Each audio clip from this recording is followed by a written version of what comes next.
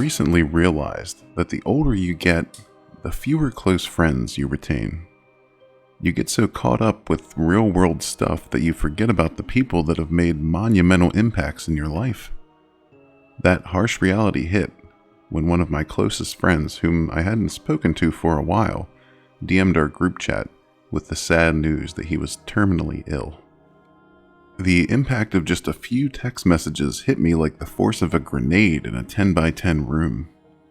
As the wave of I love yous and we need to see each other soon poured into the chat, I kinda just sat there, reading the message over and over again. My mind thought back on all the invaluable memories I had shared with this person and how, in a moment, all that was taken away. Not just in that moment, but in all the moments I had prioritized my own stuff over the real and meaningful people in my life.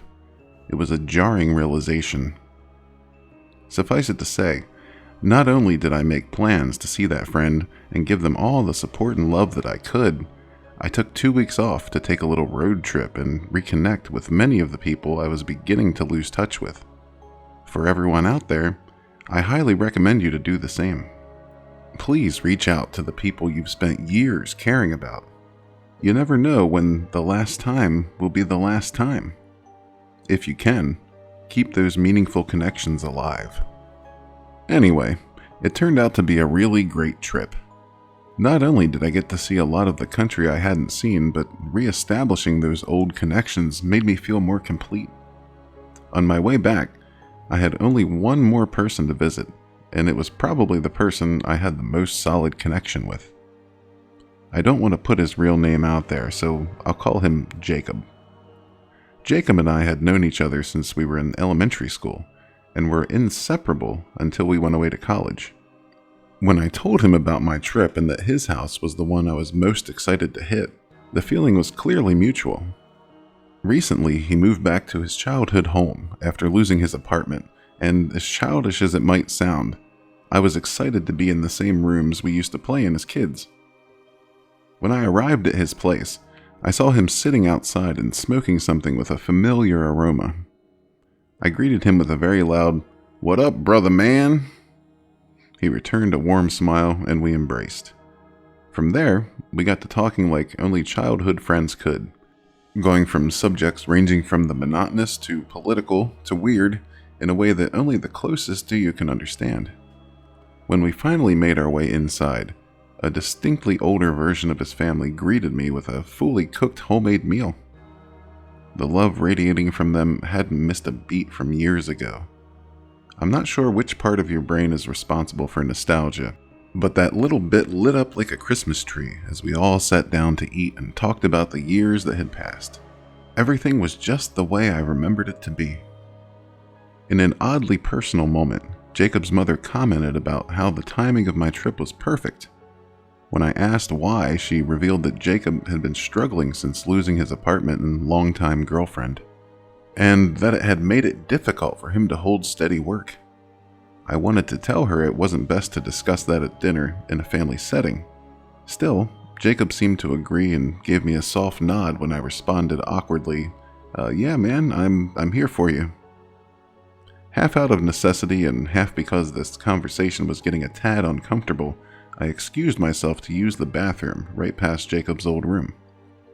It wasn't until then that I discovered the first thing that felt shockingly different.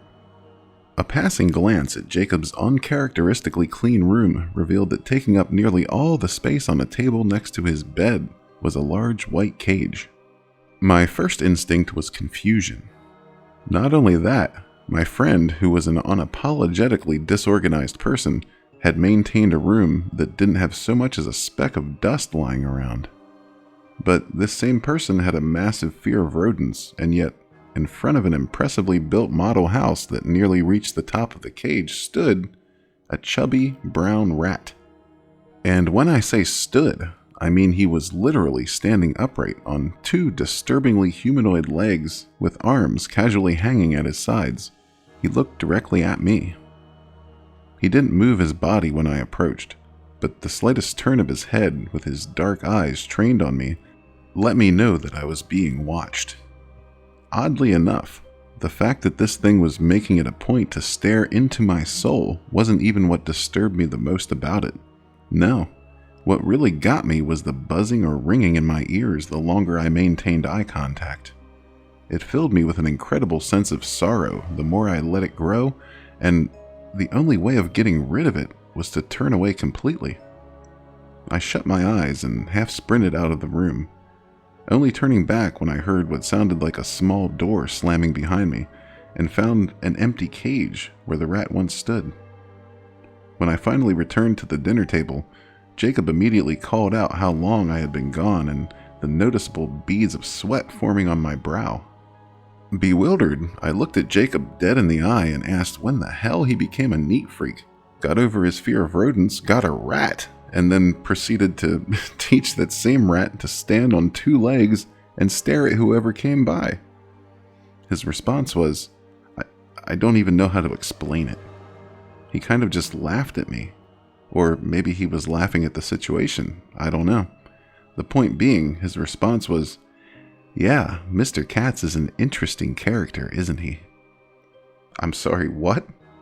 I thought maybe he didn't hear me or thought I was messing with him, so I reiterated my experience and he shook his head and said he totally understood me. Strange as it was, I decided to drop it. I couldn't rationalize it at the time, but honestly, I'm not a rat expert. Maybe that's a normal thing they do from time to time. Perhaps he just really liked to mess with people now, and teaching his pet to stand and stare is a great way to do it. Creepy as the rat is, it's still just a rat. When we finished eating dinner, Jacob and I went outside to go on a mini hike, grab some snacks, and hit up some of our old stomping grounds. Within a few hours of hanging out, that warm sense of nostalgia and happiness began to fill me up again. So much so that I had nearly forgotten about the creepy pet rat. In our travels around town, I found Jacob taking a second to absorb things. One of my favorite qualities about Jacob has always been his ability to appreciate the moment and put it into context in a positive way. Whatever the situation, he's always been great at putting things into perspective and grounding us. But this time, he seemed unsure. It was as if looking back at his past made him scared for the future. After going off to school, finding someone he thought he'd be in love with, and getting a new job and apartment, things were looking up. Until they weren't. And he had ended up right back where he was. I could see a sense of frustration building up in him as he looked at his best friend, seeing all his memories as just that. Memories. A past life. While for him, it was just his everyday existence. Same old, same old, same old. Once it fully hit me that being out there wasn't as fun for Jacob as it was for me, I suggested we head back and chill at his house for a bit before I went back. When we returned, things took another turn for the weird. All the cars in front of the garage were still there. No one had mentioned going out earlier. In fact, Jacob's parents and siblings made reference to seeing us later. Yet the house was completely empty and silent. I asked Jacob where his family had gone. Rooms, bathroom, backyard, nothing. Again, he laughed it off and made a weird comment about how they were probably off somewhere bettering themselves. Taking that as a moment where I silently shake my head and move on, I thought we'd end the night with a dumb movie and some shots before I returned to my hotel. 2 shots of whiskey and a half an Eric Andre special in, and Jacob casually turns to me and mumbles, "I knew he was going to get sick, you know, before he told us." The world drained away for a moment. I turned back to Jacob, dumbfounded, and replied with a stumbly, "What? Who?" He gave me a blank stare before pulling out his phone, scrolling to a text thread he had with himself, and showing me a text detailing precisely what our mutual friend had told us. Not just that, but he had sent this to himself a week prior. I didn't know how or why, and before I could ask if Jacob just happened to have been told before the rest of us were, he showed me another from the same day. One about me. It said how I had planned a 2-week road trip after hearing the news, how I'd come by to see Jacob on the last leg of my journey, and the exact day and time I'd be there. Before he could go any further, I smacked the phone out of his hand and told him to stop. If this trip was some elaborate prank, then okay, but he could at least have had the balls to leave our friend out of the whole weird joke. He shook his head and told me I don't get it. There wasn't a joke. I wanted to leave that instance, but I felt frozen. What could he mean? Before Jacob could explain any further, I heard my name being called from the slightly obscured door leading to the garage. It sounded like Jacob's mom. A wave of relief washed over me. I had forgotten entirely that the family had an entrance to their garage and had converted it into a secondary living room. Whatever was going on with Jacob, he wasn't doing well, and at the very least, I felt the need to tell his parents to get him some help. With that said, yeah, give me a sec. I hopped up from the couch and half jogged toward the garage with Jacob staring me down the entire way. Blindly, I opened the door and began to blurt out an unorganized sentence about how something was wrong, but was met with a meaty hand over my mouth, a secondary arm around my abdomen, and a deafening shh. Jacob's parents and 2 siblings were standing in a nearly empty garage, fixated on the one thing I had hoped to never see again. A table with a large white cage containing a model house and a chubby brown rat standing in front of me. I was being held in place by Jacob's massive father.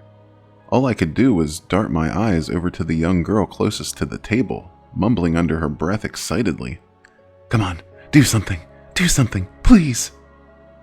Mr. Katz, however, didn't seem to mind the girl. His soulless black eyes, which seemed just a little too big for his skull, were trained directly on me.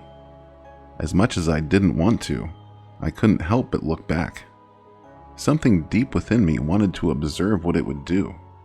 And when I got my answer, a sense of confusion followed. Where before the chubby rat seemed to stand motionless, now it had begun to rhythmically sway back and forth. I watched as the fat rat moved his body like a pendulum, my body going numb with each sway. As the world grew increasingly fuzzy, a distant buzz grew louder and louder. However, this time it was different. This time, the buzz was accompanied by a voice. Probably the most comforting voice I've ever heard. One that told me that everything would be all right, that Mr. Katz only wanted what was best for me, and that I should be grateful to be in his presence. I was in a safe home after all. I was surrounded by people that loved me. I got to experience great memories. And for all the uncertainty, Mr. Katz did seem like a great rat after all.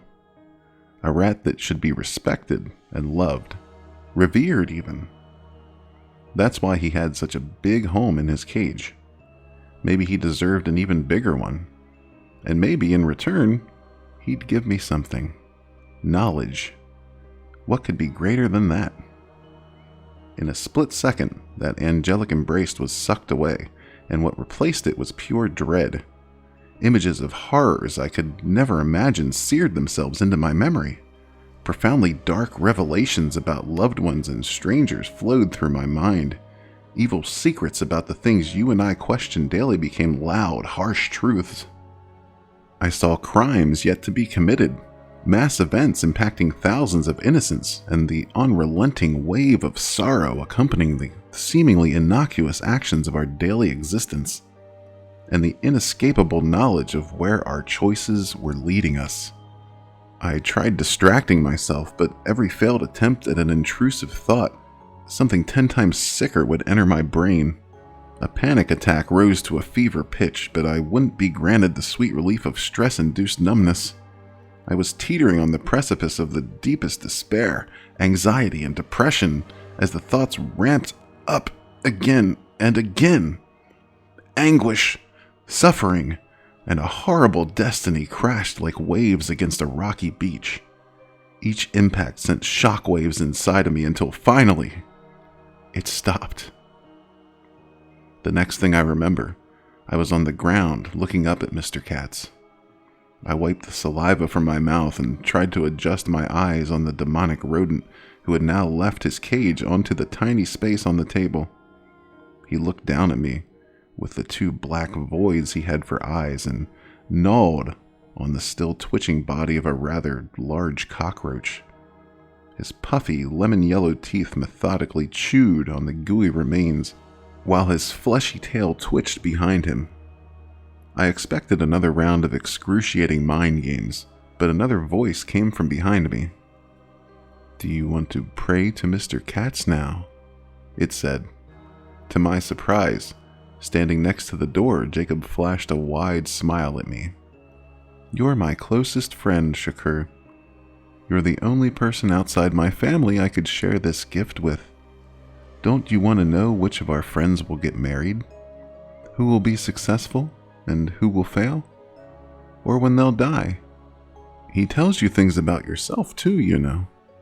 How to be a better you, how to..." I yelled for him to shut up, and instinctively, he did. Despite my outburst, everyone else still kept their eyes on the damned rat on the table. Everyone but Jacob, who took another step toward me and said that it really was my choice. But in all his years, no one has ever said no to Mr. Katz. In Jacob's words, "Knowledge that great is too valuable to pass up. You'll never know what you'll learn." As I slowly got up to my feet, my mind was made up. I took a moment to process what had just happened. After briefly evaluating my choice, I concluded that I had never been more sure about anything in my life. I didn't know what the hell that thing was, but it damn sure wasn't what they thought it was. And I was absolutely positive that whatever it can do isn't just limited to putting some messed up thoughts in your brain. The last thing I'd ever want to do is piss it off. Carefully, I made my way over to Jacob and stuck out my right hand. He looked at it and smiled up at me. As he went to shake it, I threw a crappy left hook to his jaw. Now, I'm not exactly Mike Tyson, but it did enough to stun him, which allowed me to shove him down and sprint back into the house and out the front door. I did what you should never do and looked behind me to see Jacob's parents running after me. After a brief stumble, I managed to open the front door and jump into my car. I fumbled for the car keys in my pocket and barely got them out into the ignition as the pair assaulted my windows. But luckily, I was fast enough to slam my foot on the gas and speed off into the night in no particular direction. Only when I was sure I was far enough from them did I finally pull into a random parking lot and attempt to process my day before finally heading back to my hotel. Admittedly, I also stopped at a 24-hour gas station and bought an irresponsible amount of alcohol, found a late-night pizza place, and ate my existence away until I passed out and woke up at God knows when. I had planned to stay in town a little longer, but after that, I think I'm just going to head home. I'm using my self-chosen last day here to write this down while the details are still fresh. Partly as a form of less expensive therapy and catharsis. Partly because I'm still in shock and it's taken me a couple times to read over my own story and accept what happened. And partly because I know Jacob will try and reach out to me. Bad as what happened was, Jacob, I love you, man. I don't know how this all started or why you need that thing in your life to show you awful futures, but please, seek help. There are so many resources nowadays to help you heal. But until then, or until that thing is very dead, we can't see each other. We can't communicate. Nothing. What happened at your place is what happens when humans dive into the dark corners of the earth that we were never supposed to see. And I'm sorry that that corner won't let you go.